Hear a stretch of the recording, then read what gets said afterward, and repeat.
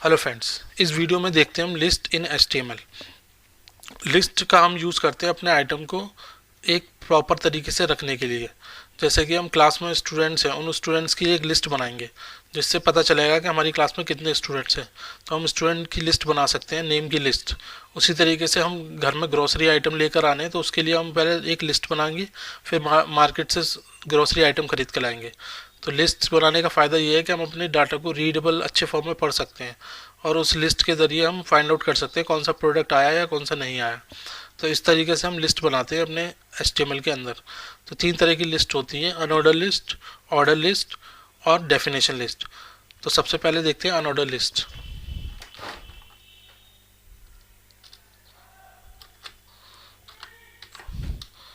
UL for unordered list, UL से represent करते हैं अनऑर्डर लिस्ट को। U फॉर अनऑर्डर, L माने लिस्ट, अनऑर्डर लिस्ट। और हर अनऑर्डर लिस्ट के अंदर आएंगे लिस्ट आइटम। लिस्ट आइटम जैसे मैंने यहाँ पे दे दिया एप्पल,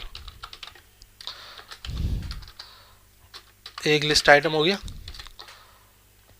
उसी तरीके से हम और लिस्ट आइटम अपने और ऑर्डर लिस्ट में रख लेते हैं। कॉपी किया, पेस्ट किया, कॉपी किया, पेस्ट किया। एप्पल,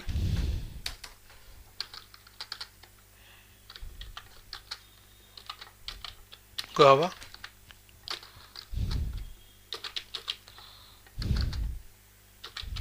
बनाना, पाइनएप्पल। इस तरीके से हमने 4 लिस्ट आइटम बनाए अपने अनऑर्डर लिस्ट के अंदर। अनऑर्डर लिस्ट में कोई भी सीक्वेंस नहीं होता। इसमें क्या होता है, लिस्ट आइटम रिप्रेजेंट होते हैं सिंबल से। तो हम अगर बाय डिफ़ॉल्ट कोई भी लिस्ट आइटम ना दें, बाय डिफ़ॉल्ट अगर हम इसका टाइप कुछ ना दें, तो इसमें बाय डिफ़ॉल्ट जो बन के आएगा डिस्क बन के आएगी, डिस्क। तो हम इसको रन करा लेते हैं एक बार, F5 सेव कर लेते हैं। सेव करने के बाद F5, ये लिस्ट बन गई हमारी, एप्पल, गुआवा, बनाना, पाइनएप्पल। तो ये लिस्ट बना ली हमने, फ्रूट्स की लिस्ट बना दी, list of fruits, list of fruits, fruits की लिस्ट बनाई हमने। ये UL टैग को क्लोज कर देते हैं। बाय डिफ़ॉल्ट जो इसमें सिंबल नज़र आएगा वो डिस्क नज़र आएगा। इसको हम चेंज भी कर सकते हैं। डिस्क की जगह अगर हमें सर्किल रखना है तो एक एट्रीब्यूट होता है टाइप एट्रीब्यूट। टाइप एट्रीब्यूट में हम देंगे सर्किल। तो अब हमारे लिस्ट ऑफ आइटम सर्किल में नज़र आएंगे। ये मतलब एम्प्टी सर्किल, आउटलाइन भर के आएगी सर्किल की और अंदर से ये एम्प्टी रहेंगे। तो ये हमारा सर्किल होता है। इस तरीके से हम सर्किल में दिखा सकते हैं। और हम चाहते हैं ये लिस्ट ऑफ आइटम स्क्वायर में आए तो स्क्वायर लिख देंगे हम, स्क्वायर। स्क्वायर के लिए स्क्वायर लिख देंगे, सर्किल के लिए सर्किल, डिस्क के लिए डिस्क, स्क्वायर। और हम इसको रिफ्रेश करते हैं तो ये स्क्वायर बन गए। उसी तरीके से हम चाहते हैं कि इसमें कोई भी सिंबल ना आए, सिर्फ इसका खाली बिना सिंबल के नज़र आए लिस्ट, तो उसके लिए हम देते हैं नन। अब जो लिस्ट आएगी नज़र, उसमें कुछ भी सिंबल नज़र नहीं आ रहे। और फोर्थ होती है डिस्क। बाय डिफ़ॉल्ट जो होती है वो डिस्क होती है, F5। अगर हम कुछ भी नहीं देंगे तो डिस्क होती है, डिस्क हमारी बाय डिफ़ॉल्ट होती है। तो इस तरीके से हम सिंबल को चेंज कर सकते हैं टाइप एट्रीब्यूट से। इस तरीके से ये लिस्ट ऑफ फ्रूट्स हो गया हमारा अनऑर्डर लिस्ट में। अनऑर्डर लिस्ट के बाद आती है order list, OL for order list. इसमें हम अपने आइटम्स को सीक्वेंस में रखते हैं, एक अरेंजमेंट में रखते हैं। हमारे आइटम जो होंगे इसमें प्रोडक्ट हुआ या फिर कुछ भी हुआ, इसमें एक सीक्वेंस होगा इसमें नंबरिंग होगी। एक अल्फ़ाबेटिकल ऑर्डर होगा या नंबरिंग ऑर्डर होगा, एक ऑर्डर में रखे जाएंगे आइटम्स को। तो उसके लिए हम यूज़ करते हैं OL, order list. Order list के लिए हम यूज़ करते हैं OL। तो इसी को मैं कॉपी कर लेता हूँ, कॉपी करके यहाँ पेस्ट कर देता हूँ। तो उसके लिए सबसे पहले हम ऑर्डर लिस्ट के लिए यहाँ पे सबसे पहले OL कर देते हैं, OL ऑर्डर लिस्ट। उसी तरीके से यहाँ पर हम OL कर देते हैं ऑर्डर लिस्ट। तो अब ये आइटम हमारे नज़र आएंगे ऑर्डर लिस्ट के अंदर। F5 रिफ्रेश करता हूँ, ये देखिए 1 2 3 4। तो ये हमारा बाय डिफ़ॉल्ट नंबरिंग आ रही है। अगर हम चाहते हैं कि ये चेंज हो जाए, नंबरिंग ना रहे, कुछ और हो जाए, या जैसे कि हम चाहते हैं कि ये कैपिटल अल्फ़ाबेट्स में आए, तो हम यहाँ पर रख देंगे ए का मतलब है कल ये जो लिस्ट बनेगी वो कैपिटल अल्फ़ाबेट्स में बनेगी, A B C D। हम चाहते हैं ये स्मॉल अल्फ़ाबेट्स में बने तो स्मॉल ए रख देंगे, स्मॉल ए, तो ये बनेगी स्मॉल अल्फ़ाबेट में F5। हम चाहते हैं ये लिस्ट स्मॉल रोमन नंबर में बने, तो हम इसके लिए रखेंगे आई रखेंगे F5। हम चाहते हैं ये नंबर हमारे कैपिटल रोमन में रखें, उसके लिए करेंगे ग्रेटर आई, कैपिटल आई। ये ग्रेटर मतलब कैपिटल रोमन नंबर में नज़र आ रही है हमारी लिस्ट। इस तरीके से हम लिस्ट चेंज करेंगे अपनी। इसी तरीके से हम लिस्ट के अंदर एक एट्रीब्यूट होता है स्टार्ट। हम स्टार्ट कहाँ से करना चाहते हैं अपनी लिस्ट को, बाय डिफ़ॉल्ट कहाँ से स्टार्ट होके आएगी। जैसे हमने दिया स्टार्ट 5, तो 5 जो लेटर होगा रोमन नंबर 5 से स्टार्ट होगी, रोमन नंबर 5 से स्टार्ट होगी हमारी लिस्ट। 5 यानी 5th 6th 7th 8th, तो ये हमारा स्टार्ट एट्रीब्यूट बताता है कि हमारी लिस्ट कहाँ से स्टार्ट होगी एक्चुअल में।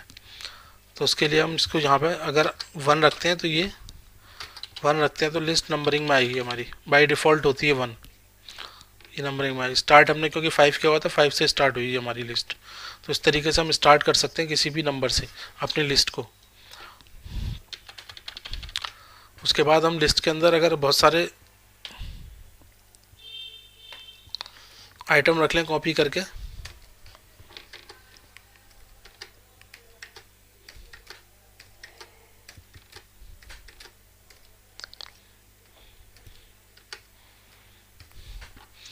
इतने सारे आइटम रख लीजिए हमने, और यहाँ पर हम देते हैं स्टार्ट को हटा देते हैं, टाइप देते हैं कैपिटल ए देते हैं हम इसमें। ये लिस्ट आइटम आ गए हमारे, ये A to Z तक तो दिखाएगा हमारे लिस्ट आइटम इस तरीके से। Z के बाद क्या होगा, जो भी पहला लेटर होगा उसके साथ फिर बाकी के लेटर रिपीट होंगे। यानी यहाँ पे Z के बाद इसने पहला लेटर उठा लिया A, और A के बाद फिर से इसने स्टार्ट किया A से, A B A C A D A E। अगर ये भी ख़त्म हो जाती है लिस्ट आइटम में, इसके बाद ये आइटम A भी ख़त्म हो जाता है लिस्ट के अंदर, तो उसके बाद हम यूज़ करेंगे B A B C इस तरीके से।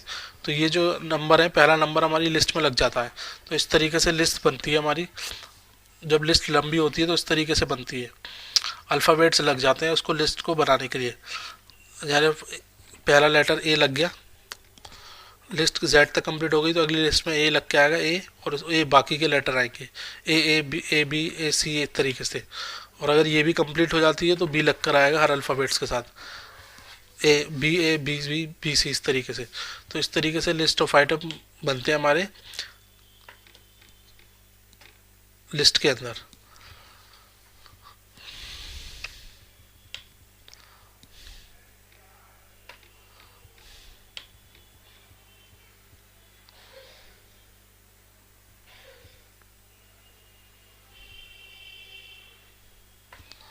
उसके बाद हम बनाते हैं डेफिनेशन लिस्ट। डेफिनेशन लिस्ट का हम यूज़ करते हैं डिक्शनरी में। डिक्शनरी में जैसे हर वर्ड होता है उसका डिस्क्रिप्शन नीचे दिया होता है, तो डिक्शनरी में हम ज़्यादातर यूज़ करते हैं डेफिनेशन लिस्ट का। या रिज्यूम बनाने में भी हम यूज़ करते हैं अपनी डेफिनेशन लिस्ट का। जैसे कि हमने कैरियर ऑब्जेक्टिव दिया, कैरियर ऑब्जेक्टिव के बारे में लिख दिया, उसके नीचे डिस्क्रिप्शन कर दिया उसका। और या क्वालिफ़िकेशन हो गई, क्वालिफ़िकेशन के नीचे क्वालिफ़िकेशन की एक्सप्लेनेशन हो गया। तो हम रिज्यूम बनाने के काम में इसको लेते हैं डेफिनेशन लिस्ट को। ये स्टार्ट होता है DL से, डेफिनेशन लिस्ट। इसको क्लोज भी करेंगे डेफिनेशन लिस्ट को। उसके अंदर होता है डाटा टर्म DT। ये टर्म होगा, वर्ड होगा एक, जैसे हमने दे दिया HTML। DT को क्लोज किया, डाटा टर्म को। उसका फिर डिस्क्रिप्शन होगा DD, डाटा डिस्क्रिप्शन। इसमें हम लिख दिया हाइपरटेक्स्ट मार्कअप लैंग्वेज।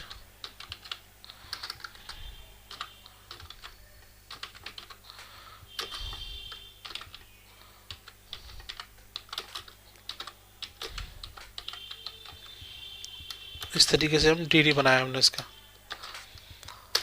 तरीके से दूसरा डाटा टर्म लेते हैं हम dt css।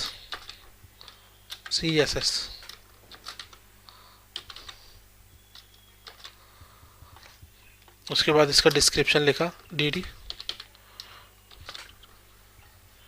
cs के बाद लिखा इसका डिस्क्रिप्शन कास्केडिंग स्टाइल शीट।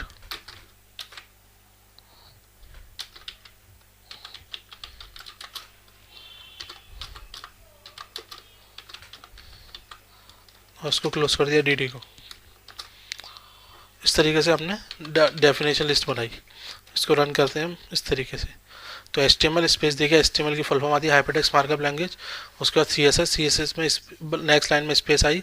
उसके बाद आया कास्केडिंग स्टाइल शीट। तो इस तरीके से हम लिस्ट बना सकते हैं, डेफिनेशन लिस्ट, जिसमें हम अपने हर वर्ड को, हर डाटा टर्म को एक्सप्लेन कर सकते हैं नीचे उसके। इस तरीके से लिस्ट बन के आएगी इसमें, डेफिनेशन लिस्ट में। उसके बाद आती है नेस्टेड लिस्ट। नेस्टेड लिस्ट क्या होती है? एक लिस्ट के अंदर जब हम दूसरी लिस्ट बनाते हैं तो उसे हम कहते हैं नेस्टेड लिस्ट। जैसे कि हमने लिस्ट बनाई, अनऑर्डर लिस्ट बनाई एक, उसके अंदर हमने अनऑर्डर लिस्ट को क्लोज किया। फिर उसके बाद लिस्ट आइटम बनाया, इसमें लिस्ट आइटम फ्रंट एंड बनाया।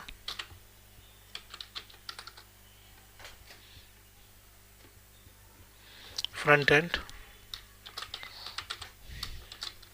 और दूसरा लिस्ट आइटम बनाया इसके अंदर बैक एंड।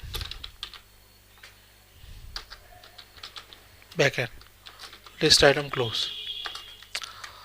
इस लिस्ट के अंदर हम दूसरी लिस्ट, फ्रंट एंड के अंदर एक और लिस्ट बनाते हैं, ऑर्डर लिस्ट। ऑर्डर लिस्ट में रखते हैं फ्रंट एंड में HTML।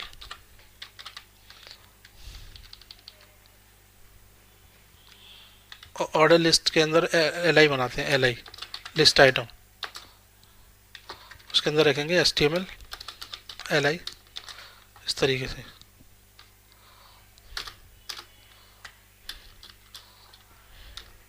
दूसरा LI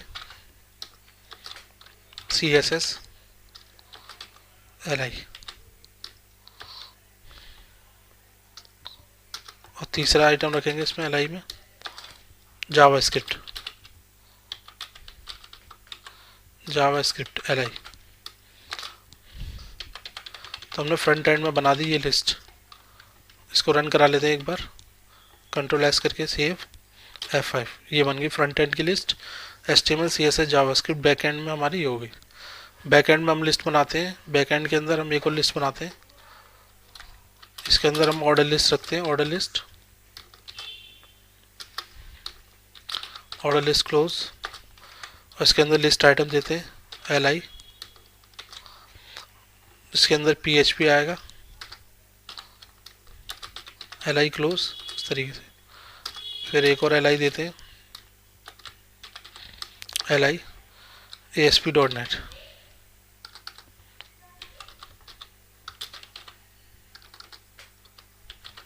ASP.NET LI के अंदर। तो ऑर्डर लिस्ट बनाई हमने एक, और इसके अंदर फ्रंट एंड के अंदर, बैक एंड के अंदर लिस्ट बनाई, और एक बैक एंड के अंदर बनाई है, एक फ्रंट एंड के अंदर बनाई है लिस्ट। अब इसके अंदर भी हम फर्दर लिस्ट बना सकते हैं। HTML के अंदर भी हम लिस्ट बनाते हैं, इसके लिस्ट अंदर भी हम लिस्ट बनाते हैं, अनऑर्डर लिस्ट। एक और अनऑर्डर लिस्ट बनाई हमने। उसके बाद लिस्ट आइटम रखे उसमें HTML5 और list close, unordered list close. इस तरीके से हम इसको बनाते हैं, सेव करते हैं, रन कराते हैं यहाँ पे F5।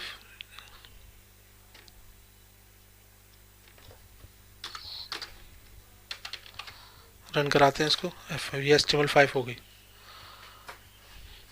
उसी तरीके से CSS में एक और लिस्ट बनाते हैं हम, एक और अनऑर्डर लिस्ट बनाते हैं, अनऑर्डर लिस्ट और CSS3। इसमें लिस्ट आइटम रखते हैं CSS3 LI क्लोज। और इसमें और एक और LI देते हैं, लिस्ट आइटम देते हैं इसके अंदर बूटस्ट्रैप LI क्लोज। और unordered list close. Unordered list close हो गई हमारी। उसके बाद हमारी लिस्ट नज़र आएगी इस तरीके से, CSS3 बूटस्ट्रैप। उसके बाद हम जावा स्क्रिप्ट में भी लिस्ट बनाना चाहते हैं एक और। जावा स्क्रिप्ट में आते हैं और जावा स्क्रिप्ट के अंदर एक और लिस्ट बनाते हैं, अनऑर्डर लिस्ट। अनऑर्डर लिस्ट, फिर लिस्ट आइटम रखा जाएगा अनऑर्डर लिस्ट। इसके अंदर list item jQuery list item. इस तरीके से सेव करके रन कराते हैं। तो जावा स्क्रिप्ट के अंदर jQuery आ गया, बैक एंड में PHP ASP.NET आ गया। तो इस तरीके से हम एक लिस्ट के अंदर दूसरी लिस्ट बना सकते हैं with the help of nested list. तो इस तरीके से हम नेस्टेड लिस्ट बनाएंगे। तो फ्रेंड्स, इस वीडियो में इतना ही था। Thanks for watching.